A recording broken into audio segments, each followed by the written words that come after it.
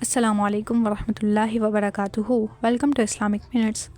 آج کل شادی کے موقع پر ڈھول کی تھاپ اور اچانک نوٹ ہوا میں اڑنے لگ جاتے ہیں۔ لوگ خوشی سے تالیاں بجاتے ہیں، بچے نوٹ سمیٹنے کے لیے دوڑتے ہیں اور کہا جاتا ہے یہ تو خوشی کا اظہار ہے۔ آج کا سوال یہ ہے کہ کیا شادی کے موقع پر پیسے بکھیرنا اسلام میں جائز ہے؟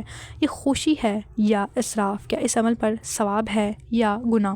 اسلام میں خوشی کے اظہار سے منع نہیں کیا گیا ہے، بلکہ شادی کو اعلان کے ساتھ کرنے کی ترغیب دی گئی ہے۔ نبی کریم صلی اللہ علیہ وسلم نے فرمایا، نکاح کا اعلان کرو، لیکن اعلان اور خوشی کا مطلب یہ نہیں کہ حدود توڑ دی جائیں یا اللہ کی نعمت کے لیے بے ادبی کی جائے۔ اسلام میں مال کو نعمت بھی کہا گیا ہے، آزمائش بھی اور امانت بھی۔ اللہ تعالیٰ نے قرآن مجید میں ارشاد فرمایا، پھر تم ضرور نعمتوں کے بارے میں سوال کیے جاؤ گے، یعنی مال کا ایک روپے اللہ کے سامنے جواب طلب ہوگا۔ شادی پر پیسے بکھیرنا اکثر اسراف اور تبذیر کے زمرے میں آتا ہے۔ اللہ تعالیٰ نے قرآن مجید میں ارشاد فرمایا، بے شک فضول خرچی کرنے والے شیطان کے بھائی ہیں۔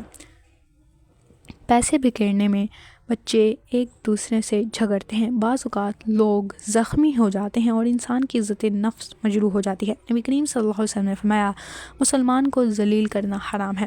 اکثر فقہا کے نزدیک شادی میں پیسے بکھیرنا نہ سنت ہے نہ مستحب ہے، بلکہ اسراف، نعمت کی بے ادبی اور بعض حالات میں حرام کے قریب ہے۔